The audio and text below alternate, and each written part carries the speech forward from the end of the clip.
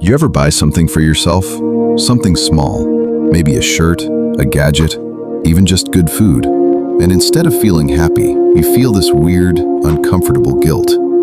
Like you check the price again, you replay the purchase in your head. You even think, did I really need this? And suddenly, something that was supposed to feel good feels wrong. Maybe it's you, maybe it's someone you know. But here's the strange part. You don't feel this way when you spend on others. You can buy gifts, treat friends, help family, no guilt.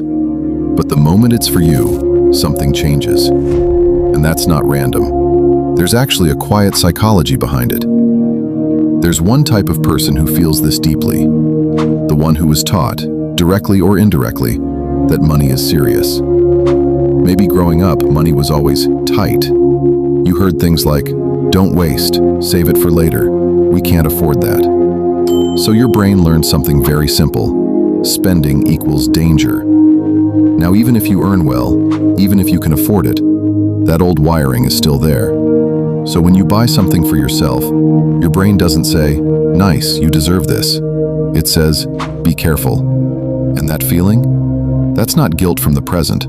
That's fear from the past. Then there's another type, the one who attaches their worth to productivity. This person doesn't just live, they measure. How much did I do today? Did I earn enough?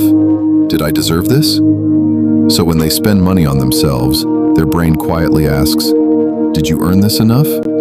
If the answer feels even slightly uncertain, guilt appears. Not because the purchase is wrong, but because their identity is tied to earning before enjoying. For them, rest feels suspicious. Enjoyment feels like a reward, not a right. And if they haven't earned it properly, they don't allow themselves to feel good. Then there's a softer, quieter type, the one who puts everyone else first. You know this person. They'll spend on family without thinking twice. They'll help others, give, support. But when it comes to themselves, they hesitate, they delay, they downgrade, they justify. Because somewhere deep inside, they've built this belief, others matter more than me. So spending on themselves feels selfish, even if it's small, even if it's harmless. It creates this emotional conflict.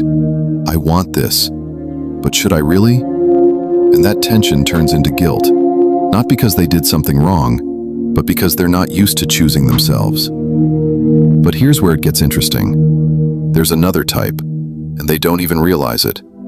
The one influenced by comparison.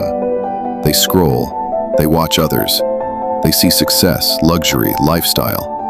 And even when they spend within their means, their brain compares. Should I be saving more? Am I behind? Are others doing better with money? So even a normal purchase starts to feel like a mistake, not because of the cost, but because of the context. Comparison quietly turns spending into doubt, and doubt turns into guilt. But here's the twist. Guilt after spending isn't really about money. It's about identity. It's about what you were taught, what you believe, and how you see yourself. Money just triggers it. Think about it. Two people can spend the same amount. One feels joy, the other feels regret. Same action, different psychology. And once you see this, something shifts. You start asking better questions. Not just, should I spend this? But, why do I feel this way when I do? Is it fear from the past? Is it pressure to always earn? Is it guilt from putting yourself first? Or is it comparison? Because awareness changes everything. When you understand the reason, you stop blaming yourself. You stop thinking, something is wrong with me, and start realizing, this is just a pattern, and patterns can change. Maybe next time you spend on yourself, instead of rushing into guilt, you pause, you notice the feeling, and instead of reacting, you ask, is this guilt real or learned? And sometimes, just that question is enough to break the cycle. So now I'm curious, which one felt like you? The one shaped by the past? The one chasing productivity? The one who always puts others first? Or the one comparing silently? Or maybe a mix of all? Because most people don't fit into just one. And once you start noticing these patterns, you'll begin to understand not just your money habits, but yourself. And that's where real change begins. If this made you pause and think, there's more of this.